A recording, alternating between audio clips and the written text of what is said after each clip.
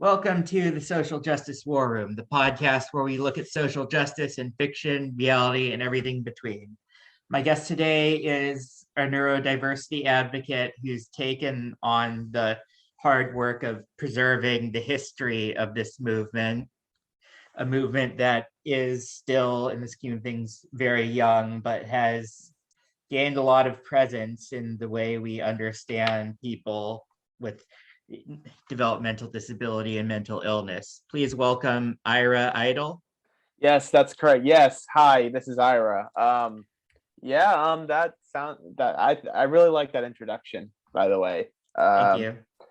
I've been working on this the research I did started April of last year. The website itself, I didn't launch until July. So it's been, depending on how you cut it up, like I've either been working on it for almost a year or about half a year. That's still a lot of work, and you've been very thorough with collecting links to any and all autistic writings, including things like live journals that I wasn't even sure existed anymore. Yeah, I was someone tipped me on off to that one. I didn't find anything too significant from live journals specifically. But it is cool, and I could probably that section could use a little tidying up, honestly. But yeah, I think okay, let me tell. I started my research really on autistics.org, which is just an excellent website and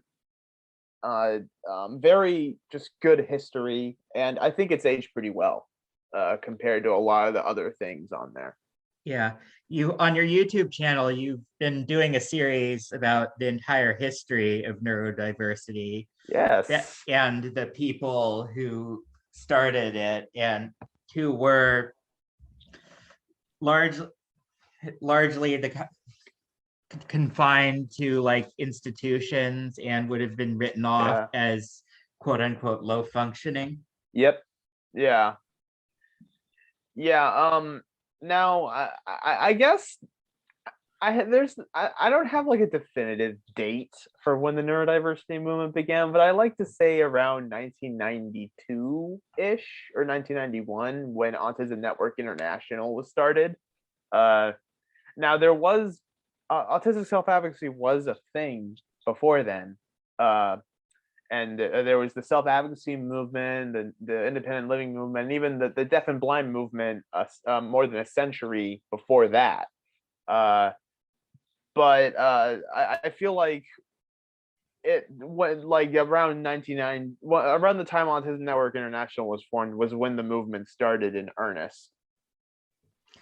Yeah, and the most important part that comes up is the self-advocacy, because these are people who have very serious needs, but that's put them in a place where they have no ability to control their lives and how they live, when and if they can go out.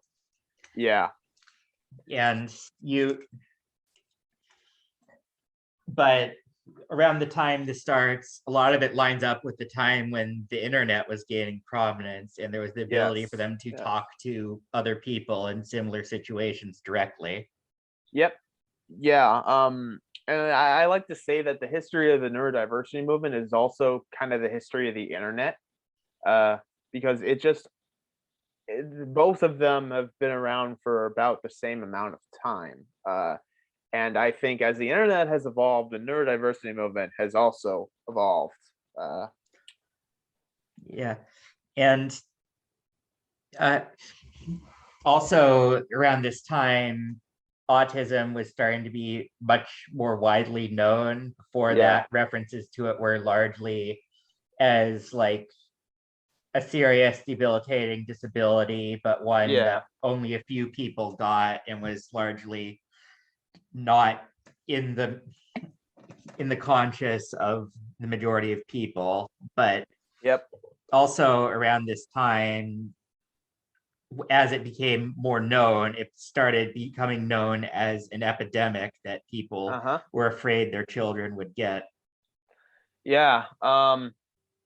It's really interesting to see how different people have like seen autism, because of course there are the people who've like seen it as an epidemic, as a disease, something to be cured. But I feel like there's also like the opposite side, where people either think it's like, or where people think it's like the next step in human evolution, or that it's like that, like specifically if you have Asperger's, that you're some kind of mutant. I don't know if you saw me talk about Aspergia, one of the I more did. God, the cringe there. Oh yeah, I don't know. I think I think you've probably been around for. I've only been involved in the neurodiversity movement for about 3 years.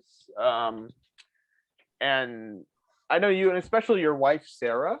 Yeah, she's been a Have been very around before. important figure within ASAN's Autism Self-Advocacy Network, and she's written several children's books with Yeah, autistic characters, which I thank you for including in your links. yeah, I So did. I've been on the I need to read side of those. this for a long time, and well, I didn't get as directly involved because I had my own stuff and I didn't want to step on her toes. I have heard of a lot of the events and a lot of the drama that comes up. Oh yeah, there's so much. I try to like step around it as best as I can because I'm not directly involved with it. But yeah, it's something else.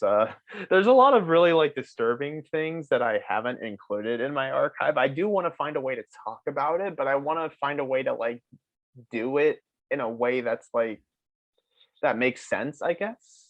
Yeah. And I mean, I guess, Aspergia I don't have on my website, but I did mention it in the video presentation. I guess going back around to that, and and there were people back then who were like, "This is weird. What the hell is this?" And I know that because I have access to a lot of different old email lists. Some of them are publicly available, like Alt Support Autism. And some of them I got through a private source from the Save Yahoo Groups team. From Yahoo Groups, which for a while people thought those were lost to time. So it's really cool that I was able to uncover those, and they do plan on making those publicly accessible eventually. It's an all volunteer team, so they just got to get. It sounds like that's coming along. But yeah, I remember I heard about I guess I should tell you about how the whole thing started, really. Okay, go ahead. So I think I've been fascinated with this movement's history for a while. Like I read Loud Hands, and I actually ended up, I have 2 copies of it because I got it for Christmas, and then I got it. ASAN sent it to me for free when I did the ACI program. But so of course Don't Mourn for us is like important, revolutionary, all of that. But I think also the audience, though I expect most people listening have a familiarity with neurodiversity. Can you talk a bit about what Don't Mourn for Us was and its significance? Oh yeah. Yes, it was a speech that Jim Sinclair, who's one of the founders of ANI and really just one of the great grandparents of this movement. Jim gave a speech. Well, initially this was something Jim wrote in. So ANI had a newsletter called Our Voices. And they had an email list that was provided through Syracuse University's service called ANIL. And I think the first essay in Our Voices in the first volume was Don't Mourn for Us. So it was Jim talking about how parents of autistic people, when they're told their kids are autistic, they think it's like the worst thing in the world. They feel like they've lost someone. I know there's often a comparison to changelings, as with other disabilities too. And Jim Sinclair just wrote about how, hey, there's a person right in front of you that you need to take care of, that needs your affection, that needs you to accept them. And that was like a really wild idea at the time. It wasn't something, especially like at the autism conferences led by neurotypicals. And Jim proposed this for the Autism Society of America's 1993 conference, but it was rejected. However, the Autism Society of Ontario let Jim deliver that speech. And it drew a lot of attention to ANI, a lot of unprecedented attention, because the growth was pretty slow before then. Oh, and by the way, what I was going to say is the history of ANI chapter was really fascinating to me, because it really gives you an idea of, like, for one, it like shows you what things used to be like, but it also kind of shows you how things haven't changed that much. And I mean, it was only 30 years ago, but at the same time, it's kind of wild, just how similar the conflicts are. But anyway, Jim just gave this speech, and a lot of autistic people who were at the conference were, thought it was really cool. There were a lot of people who were also very, who didn't like that very much, and Jim got a lot of hate mail for it. I know, actually, your wife Sarah wrote about in this textbook that Stephen Kapp published called Autistic Self. I think it's the Autistic Community and the Neurodiversity Movement.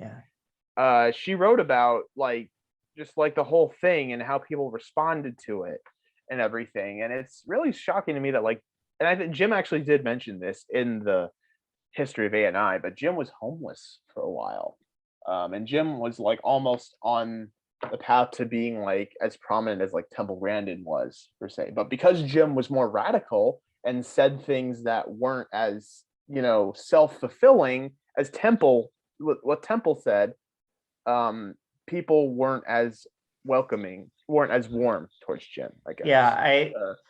I know that with Temple Grandin, the way other autistic people view her is substantially different from the way neurotypical people see her, because absolutely. While she did a lot of good work within the treatment of animals, and she certainly did progress very far given her disabilities, she didn't have any particular interest in correcting the societal forces that shape disability and how disabled people are treated.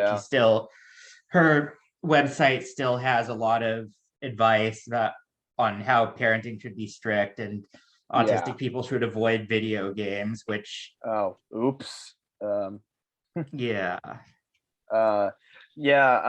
thing, I think one common misconception is that I think people assume Temple Grandin started the neurodiversity movement, or that she's even part of it. She's not. I don't think she's ever claimed to be. She is an autistic self-advocate, but she is not a neurodiversity advocate. And it's just as simple as that. And there are a lot of self-advocates who are like that, who or who do more pandering to what the abled want and stuff. The self-narrating zoo exhibit, yes, as exactly. people called it. Yes, and in fact, Jim came up for all the reasons that doesn't work. The things that people on the spectrum face are not that different from the things everyone faces. They just take different forms, but absolutely. And I'm thinking, obviously, once autism became a panic, fear, and the opportunities to make money off that fear came, most notably and infamously right now, the anti-vax stuff. Yes. So, and originally, it was the fear that the mercury in the vaccines was causing children who got vaccinated to become autistic, with no proof, but a lot of hysteria behind it to make it a credible movement. That's interesting. I wanted to mention that I recorded a new video presentation just today that covers stuff from the late 2000s, and a lot of that includes the vaccine discourse, because the autism blogosphere was, or also known as the Autism Hub, was a pretty big thing in the community at that time, and a lot of the blogs involve people tackling all the bogus stuff about vaccines, right? And so I talked to you had Zwei on this podcast. I talked to Zwei a lot about this Good. stuff. Zwei's a good friend of mine. Good.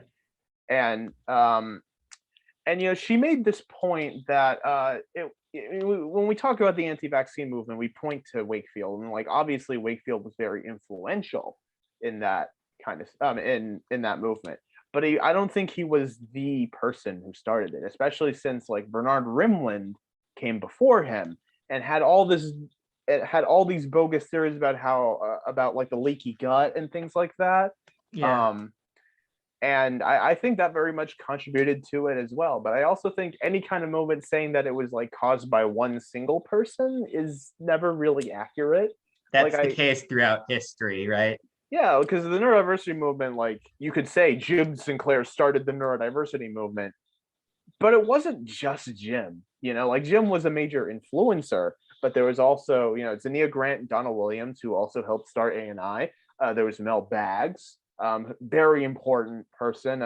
May her memory be a blessing. And Cassiana, and Laura Tasanchik, Phil Schwartz, I could go on. Cal Montgomery, I could go on.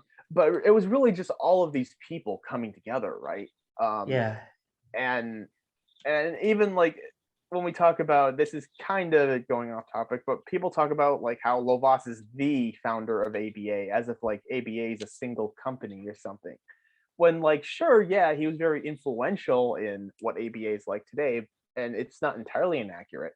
But I think people should also keep in mind that like Skinner had a lot to do with what ABA is like now, and Watson and Donald Baer and his colleagues. It was really a lot of different people that ended up creating the absolute mess that ABA is now. But that's another thing that we should go into, because it is very much a standard for working with children on the spectrum, but it has a lot of problems at its core that have literally led to deaths in some cases. That's a whole can of worms. I feel like you should do like at least three different podcasts about ABA alone. There's definitely like there's been a consensus in autistic spaces since the beginning that like it was at least a controversial thing. Like the earliest writing I can find about it is from Phil Schwartz, from autistics.org from 1995. Well, autistics.org didn't exist back then, but they had like something he wrote in 1995 about how he had his kid was an ABA, and it wasn't like the Lovaas style, or he talked about how like, oh well, it can be done in a good way, and I was kind of confused by that, and I certainly didn't agree. But then when I got the Yahoo Groups emails, I found an email from him that clarified that he said that, oh, I don't think what my kid had was actually ABA, and that's like a whole other thing in and of itself, like the false ABA or whatever. A lot of the rhetoric I hear in defense of ABA, like blaming a few bad apples for not doing it right, sounds like a lot of the rhetoric that defend cops. Oh yeah, like they say, oh well, the JRC is just like an extreme example or whatever, but really like it's the culmination of everything bad about ABA. Like when you really dig into it. And I think another thing from all this research I've done, for one, I can't like unsee this history, right? Whenever I see something happen in the autism community now, right? But I also feel like, and I think this has a lot to do with just how social media is. I feel like there's a lot of nuance that people just completely miss when talking about things, when talking about all sorts of things. And there's also a lot of history that they're missing, especially like the people, the social media influencers, and the TikTok people. Actually, I stopped using TikTok a while ago because like I followed a lot of autistic people on there, and they just like, I don't know. I mean, I don't like TikTok as an app, but a lot of the autistic people on there just don't understand this stuff. And you might say, oh, that's gatekeeping, but like I feel like if you want to like be a part of this movement, you need to respect what's come before you. You need, not to sound like a conservative or some like old man telling you to get off your lawn, because I'm only 24. But I think like you do need to like know what ground you're on. Well, the word gatekeeping is similar to gaslight, and it's Yeah. thrown around so much that it sometimes loses its meaning. Like, Yeah, it's not absolutely. gatekeeping to tell someone like this is important stuff that you should know. Yeah, yeah, absolutely. And especially, I mean, they say gotta learn history, because if you don't, it'll repeat itself, right? And I mean, it has anyway. But but anything to circumvent that is great. We're in the speed run phase of bad history, where a lot of the economic and social and biological problems are all happening in record time. Yeah, yeah, really. Like the thing is, I mean, I think the neurodiversity movement's been around for longer than most people know, but at the same time, I feel like, I mean, it hasn't been around for that long compared to other movements. Like a lot of the people who were around at the beginning are still alive, and you can talk to them. Yeah. But admittedly, I feel like could talk to them more often than I do. But I do at least hope they appreciate the work that I'm doing, because I'm kind of doing it for them too. I'm doing it so people can learn about this stuff, Yeah. but I'm also doing it so that like the other people in the neurodiversity movement, like out of respect for them, Yeah. and I think a lot. I've been thinking often, when I started doing this, I wasn't doing it for any one particular person, right? But I do keep thinking, like, when I'm doing this, because Mel comes up so often in this work that I do, and every time I see something from Mel, it's incredible, right? Yeah. Mel was just, I don't know if you knew Mel. I didn't, but I wish I had. And Uh, possibly because I went to a few of the odd treats, but oh yeah, I definitely want to talk that's about that. definitely, yeah, I was there several years when they had conferences that are also like a mix of a meeting and kind of a camp retreat for all autistic Yeah, people. yeah. But anyway, I sometimes kind of feel like I am doing this for Mel. Like I don't know. I'm not trying to say I'm Mel's savior, because I'm not. But like I hope that, you know I do keep thinking, like, would Mel have liked this, and like what could Mel have told me? Um That's good though, uh that to have that in mind, yeah. especially for someone whose life was cut short. Yeah, Mel should still be here. Mel was only 39 and died of medical neglect. And a lot of stuff Mel wrote about is like very important stuff. Mel had high support needs, was mostly non-speaking, and often called out a lot of the blatant Aspie supremacy in the community, which is, autistic people who are, might have an Asperger's diagnosis, or who might be able to fully speak, Yeah. and with relatively low support needs, them just kind of acting like they're better than those autistic people over there, or whatever, and it's not even limited to that. There is also, I mean, Mel actually talked about autistic supremacy before talking about Aspie supremacy. And and Aspergia plays into that too, just acting like, autistic people are these superhumans or whatever. Yeah.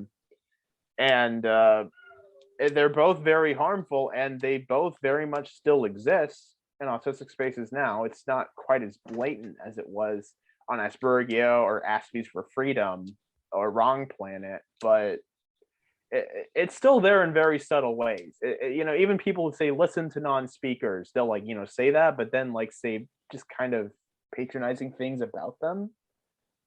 Yeah. Well, the advantage of the development of the internet and the communication is that it's been able to give people who are non-speaking more opportunities to express themselves and have a voice, right? Yeah, and like, I think one thing sort of promising, I guess, about the future of this movement is it seems like we're at least getting towards, going from just a disability rights framework to a disability justice framework, and one of the 10 principles of disability justice is the leadership of the most impacted. Now, I feel like that's a debate people could hash out in autistic spaces very much so, because like, oh, well, are you saying that some autistic people are more autistic than others? Because, That like, seems to be a debate that's derailed a lot of conversations and ruined a lot of relationships within the community. Yeah, but the thing is, like, no, that's not what leadership of the most impacted means. It means like the people who are the most marginalized, who have been through the most.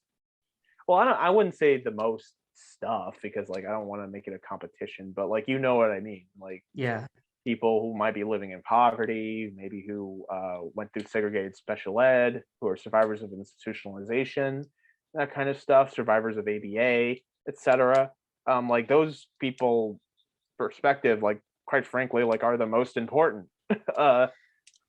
they are, and this is not just a matter of the neurodiversity movement. I see this in larger leftist spaces all the Yeah. time. Oh yeah, it's a nightmare. And it seems to be, at some point, it loses its connection to actually improving things on the outside and just becomes kind of a he said, she said battle for clout.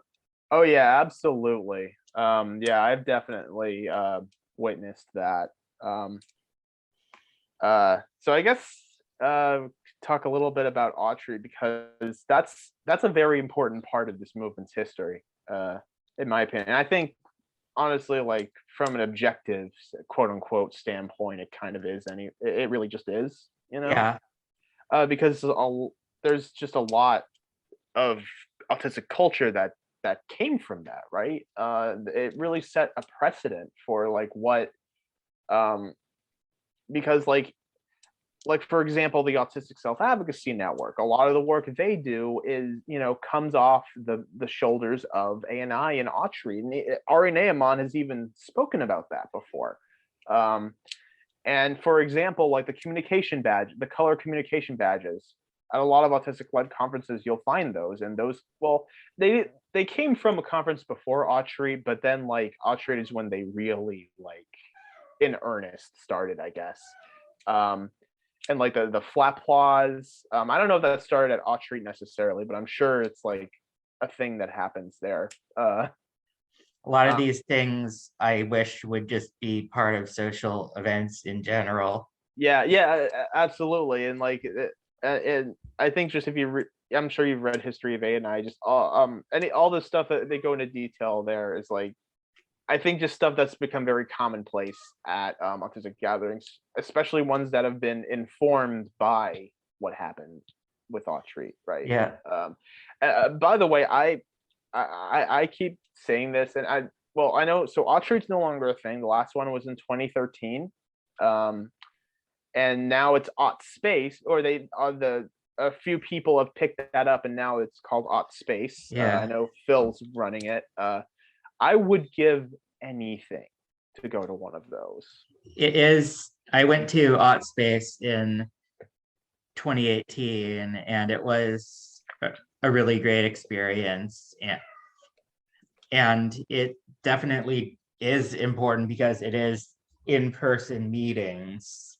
Like you described how a lot of the initial meetings between figures in the movement were online, and the important Second Life of all things played in that. Oh yeah, Second Life. Yeah, that's I'd love to do a reenactment of that sometime. That seems like another thing that gained unexpected prominence because, well, it's kind of a running joke now about Second Life and that people getting like furry avatars. Oh, okay. Okay, yeah. And the metaverse. Yeah, now but the metaverse is the big thing being pushed, whether we like it or not. Oh, yeah, it's ridiculous. But anyway, that's and in that light, a bit of appropriation. Yeah, I guess so. And I mean, some people, for some people, they might just prefer to stay online, right? And be exclusively online. There are people who never went to Autry in person because they just preferred the forums, right?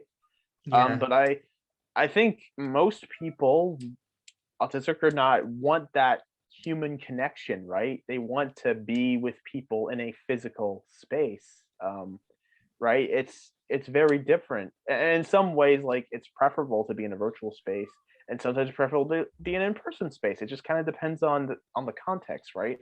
Um, Yeah. and I mean, I think the proliferation of this movement, the internet, if there was no internet, it wouldn't be nearly where it is now without it, right? Yeah. Uh, and there's so much about the internet that lends well to autistic communication and neurodivergent communication, I guess. But at the same time, it's great to meet people in person. I went to the ASAN Gala in 2019, and that was an unforgettable experience. To be able to see all these people I knew about from online, of the internet and stuff, like in person. Like Lydia Brown, like just kind of popped up next to me, and I like fanboyed, like. Yeah.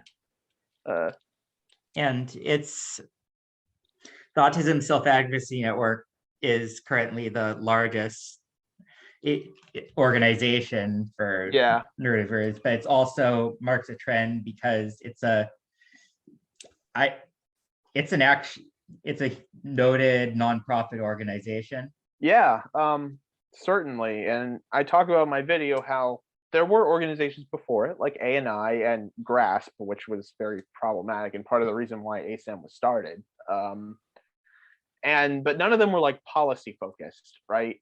And like I know, like from what I've read, that they talked about the disability rights movement at Autry and stuff like that, and they were no stranger to like those kinds of issues, autistic spaces or whatever. But there wasn't like a real presence in like the greater disability rights movement until ASAN came along, or there wasn't as much of one, I should say. Because I think Ari, Ari's really good at networking. He he knows how to meet people. He's good at strategizing and everything. And it seems like he very much, and I guess him and Scott, I gotta give credit to Scott too, since he co-founded ASAP. I think both of them, like very much knew what they were going to do from the start and where they were going to take this. And I think that has a lot to do with why ASAN's been relatively successful. Now, I think some of it does have to do with privilege and knowing the right people. But at the same time, like, if there's having the right tools is one thing, knowing how to use them is another. Yeah. Well, if he did have privilege and connections, he used them for a greater purpose. So yeah, that definitely deserves respect. Yeah, definitely. And like, that's not to say he's perfect or that like I agree with his stances on everything, but I do think he did a really good job with starting ASAN up, and I think Julia Bascom's done a really good job of carrying the torch as the executive director for about 5 years now, I think. And there are other great organizations too, like the Autistic Women Non-Binary Network. I'm very impressed with a lot of the work they've done over the years and continue to do.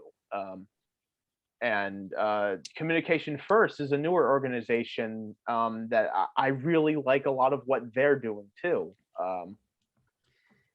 So there's one thing that you mentioned is organizations like Autism Speaks, that's very much kind of a charity industrial complex thing. Oh yeah, definitely. They do seem aware of self-advocacy and neurodiverse movements, and they do adjust their rhetoric accordingly. Oh yeah. But of course, doesn't change what they're actually for, just words they tiptoe around.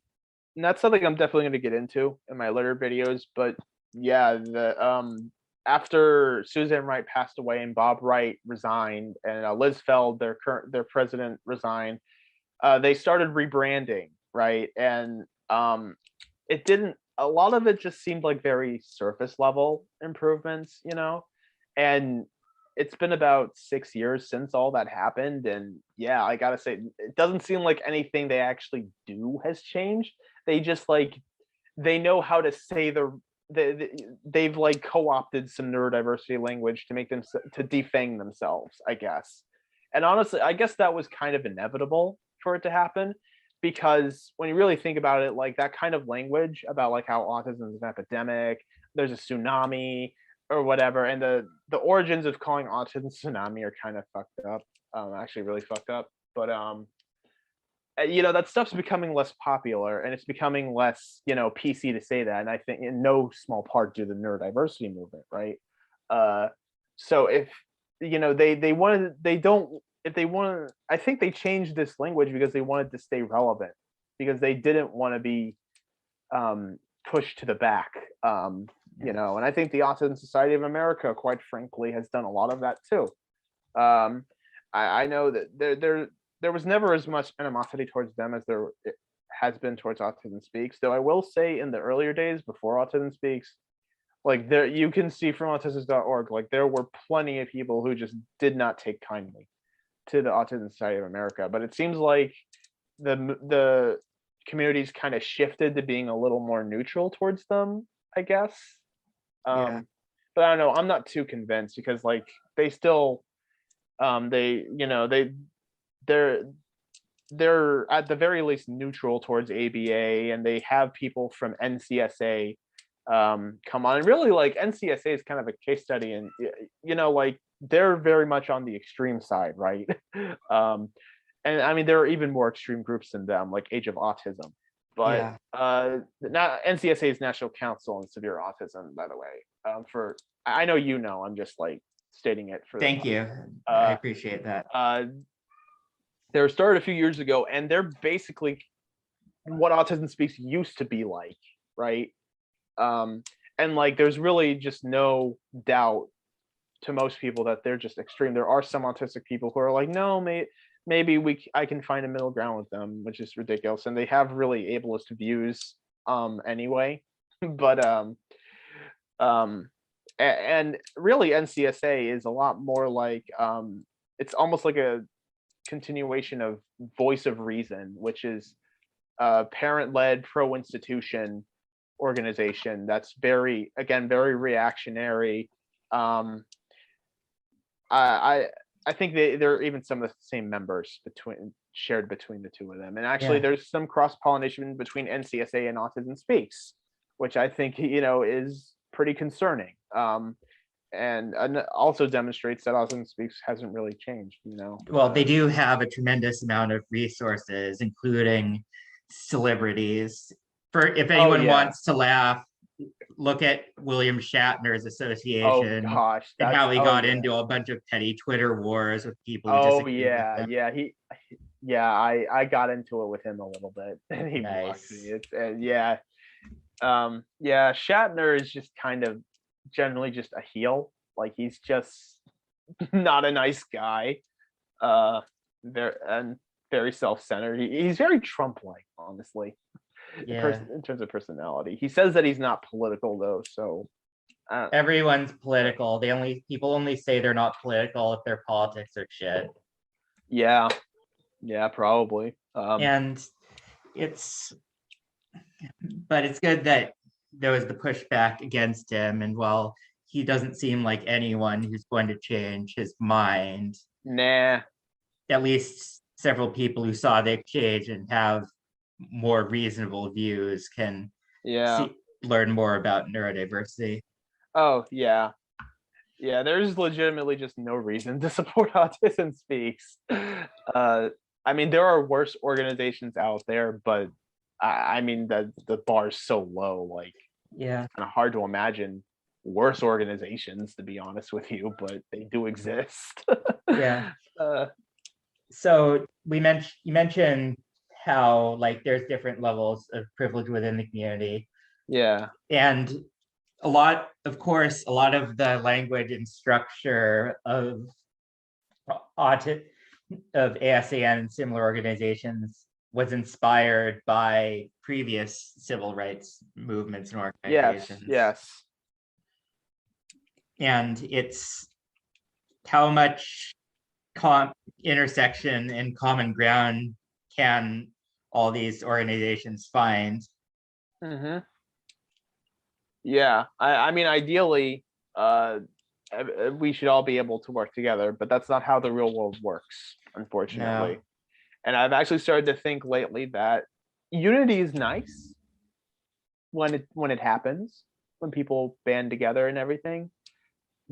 But I don't think it's always something that's necessary. And it can in fact create roadblocks quite often. Like, let's say you have, autistic self-advocates who are pro neurodiversity and stuff, and you want them to meet in the middle with like pro ABA, pro institution people. Like, there really is no middle ground there. Yeah. Like, if you were to compromise with those people, you'd have to compromise on very big ticket items. And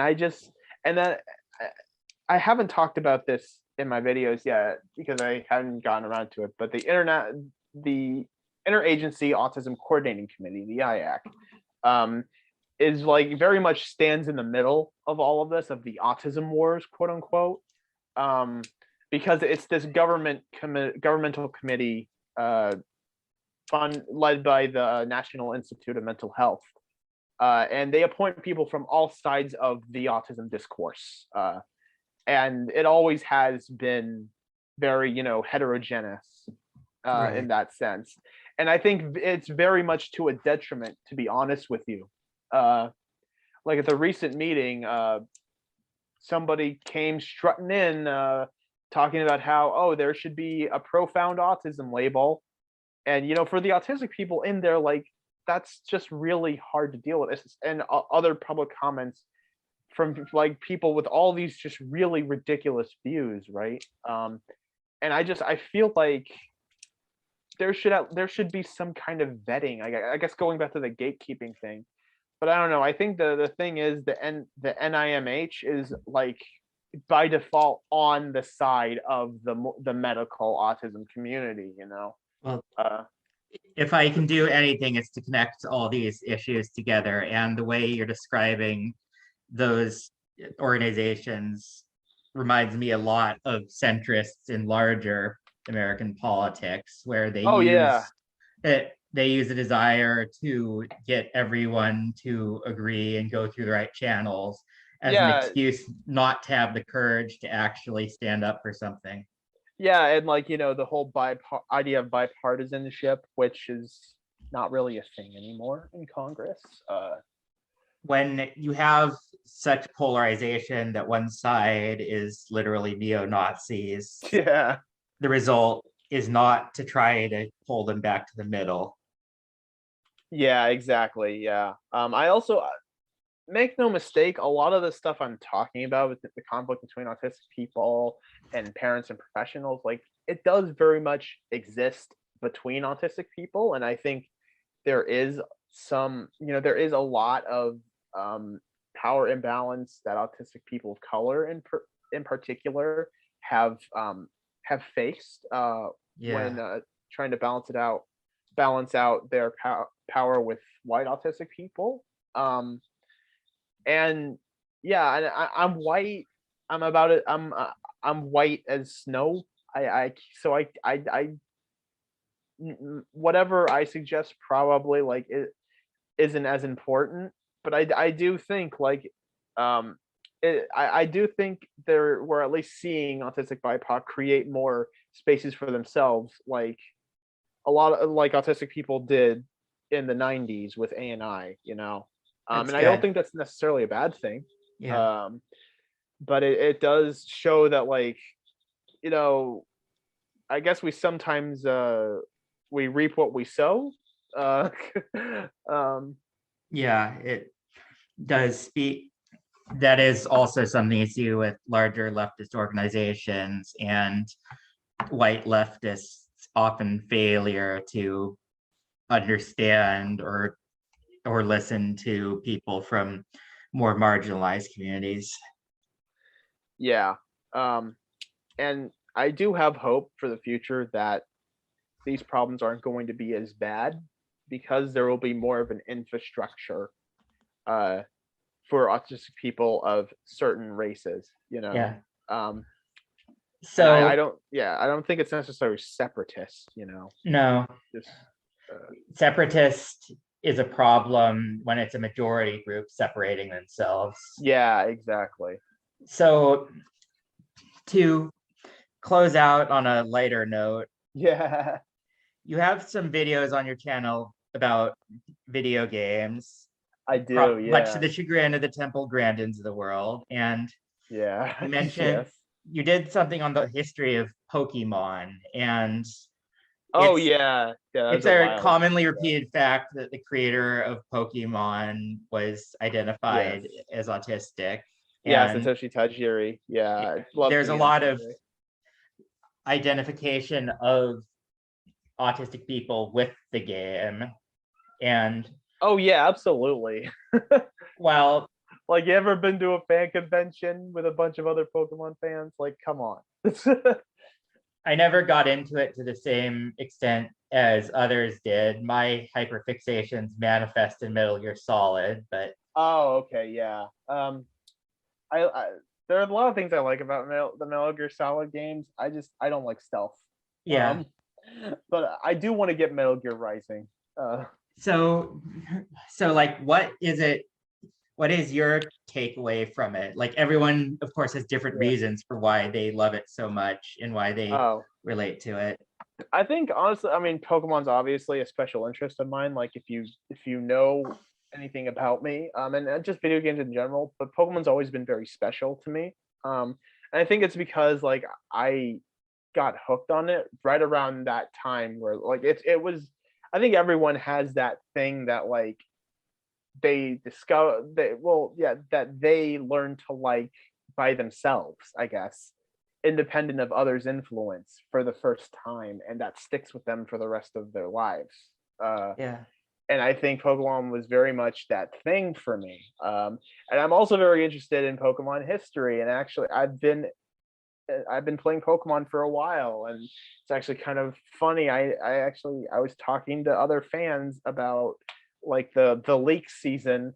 There's a leak season where the details about the new games come out early for every Yeah. game, and I was talking about a leak season from like 11 years ago, and they were like, "Oh wow, you were there for that?"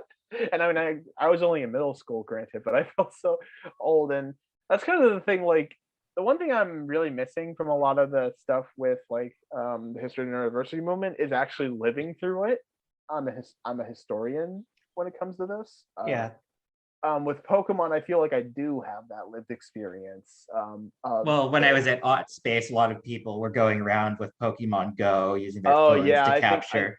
I saw Jason's video about that. And yeah, and by the way, it isn't completely confirmed that Tajiri's autistic. I could see it being the case, but he's never outright confirmed it. Yeah. So, but at the same time, I mean, yeah, a lot of autistic people love Pokemon.